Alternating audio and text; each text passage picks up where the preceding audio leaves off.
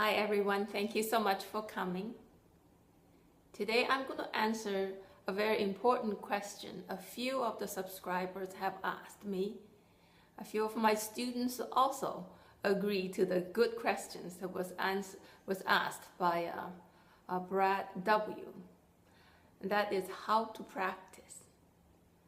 I thought I will do a mini series of how-to videos. But I must say, out of all the ideas I can think of what to make, this is the biggest. I think I can only answer in very limited ability because every piece has its own questions. But I will do my best in this overall coverage of this answer and to this question. First, when you know a piece, you must already listen to it and know what it's supposed to sound like. And when you start practicing, then we get into a little bit of a technical side. And that's with first thing in the morning or first time you practice of the day, that you always warm up with both hands. I have a little bit of a preference for students always start with open string. Very smooth, long bow, and extremely steady and consistent of sound. So each morning, if you could just put a clock or a watch on your music stand and trying to make it 5 seconds or 10 seconds per bow. And if you want to make it more difficult for yourself, you always make a crescendo towards the tip of the bow and decrescendo towards the frog of the bow, because that is counter gravity and counter what everybody tend to do. We always release the sound towards the tip and the phrase kind of stops. And in order for the phrase to keep going, we must sustain or crescendo towards the tip in order to continue for the next bow. And left hand, very simple pattern. I also have it in the warm-up series, a very simple left hand quick pattern, but very, very quick. Now come to the piece when you practice itself. Foremost, you must respect the time that you're given that you have today to practice. I know for professional musicians like me, we are tired sometimes with just playing the same shows, same performances for a whole week. But generally, playing the violin is an absolute blessing and a privilege. And most of you may not have all the time, like 3 or 4 hours committed today to practice.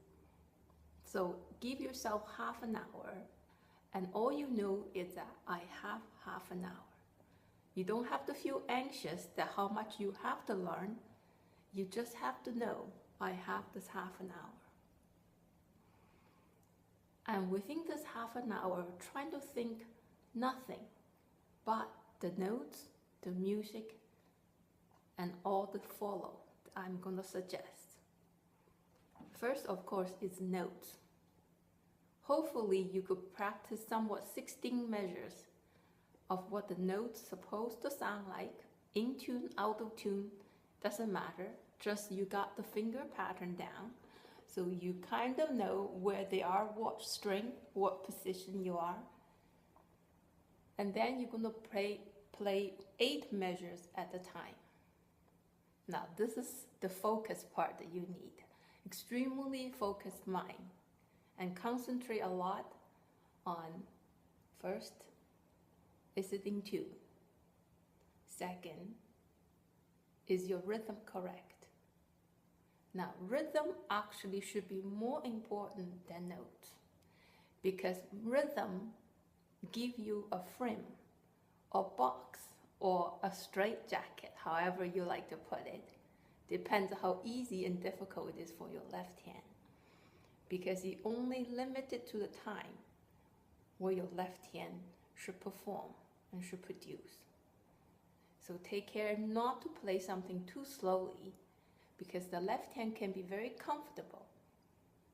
You can think, at this tempo, I'm good now, so let's go on to the next 8 measures. But then if you think again, in reality, how fast is this piece? If this piece is a lot faster than you think, then you can play, then I would encourage you to play up to the tempo, and you can see how your left hand is managing. If they're not managing well, then you must practice at that reality speed by increase the speed, increase the tempo of your left hand. And that is something worth practicing. Now, once you have the 8 measures of notes and rhythm, you go on to another 8 measures. The reason why 8 measures is that classical music is always 4 measures, a period, a comma, and 8 measures, a period, as in a speaking sentence. And that is pretty general. And after you go through the rhythm and the notes, then you go back to the beginning of the entire piece. This time, make sure you can somewhat practice in the speed, that it's about 80% of a performance speed. In this speed, this new speed that you are playing, make sure your bowing is absolutely what it's written. Because bowing is what character speaks of. If very, very smooth, then this person wants to sing, the composer wants you to sing. If it's very aggressive, dynamic also need to be followed. If aggressive, that means the composer is trying to say something more intense. If it's slow spiccato or very quick spiccato, all of that, you have to follow the bowings. Bowing is something most students ignored. They will say, I sound like a song, but you may not sound like the character of the piece. Make sure the bowing is there. The slurs and the separations, especially in Mozart, is very succinctly separate. And of course, lastly, when you come back to the piece again, is dynamic. The crescendos and decrescendos, the approaching to a phrase ending and then kind of let go of the phrase. That is beginning of you drawing a musical picture in your mind. All these stages will take perhaps a few weeks. Just notes and bowing itself will probably take you 2 weeks to learn. And dynamic will take probably another few days. And then lastly is to memorize. It is hard to memorize something immediately and all the entire work. Try to look at the music and have your eyes half closed for every 8-10 measures, and then open your eyes when you don't know the notes well enough to memorize it. And that way you train yourself, keep on memorizing something, but then has the security of the music in front of you. Now you may ask, what's so important is to memorize something? You perhaps have heard people who are blind can hear better. I just understand that if you close your eyes, you immediately save the energy from looking, the eyesight, and just feel like it's kind of gathered back into your brain, and your brain has extra ability or power to hear and to feel your left hand, to feel your right hand. Left hand is anticipating your shift or anticipating the next fingering, or anticipation of crossing the string of your right hand, all that your brain has extra capacity just because you're not reading the music. Another benefit of memorizing something is that you are able to bring this piece that is written on 2D sheet into a 3D object that you create as an art. A visual art can only describe, created, painted by you. And you are able to represent this beautiful object to the listener. Now, only then you can touch someone's heart by creating such beautiful art into something. You just conjure up this 3D object that's floating between you and to your listeners. Of course, first you must touch your own heart. So when you practice, either you're given only 15 minutes or you have an hour. Take care that not to waste those times by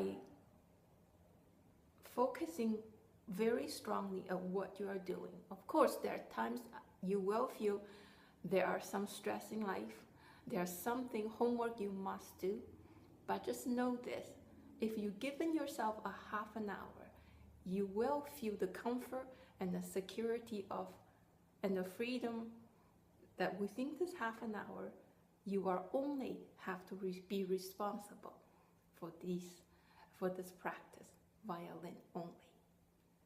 So just really focus on it. And after you memorize something, then you definitely is able to perform it. When you perform a piece, meaning that you pretend you play in front of everyone. And first, you're playing for yourself, and you imagine, you close your eyes, you imagine you play in a big living room, or a small concert hall, or even big concert hall. Try to play from the beginning till the end, without stopping, regardless whether you're in tune or out of tune, or you made a mistake or not.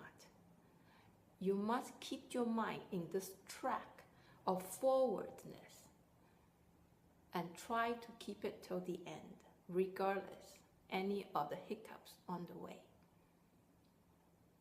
And when you're performing, I would advise my student always to perform at least 3 times of this work, back to back.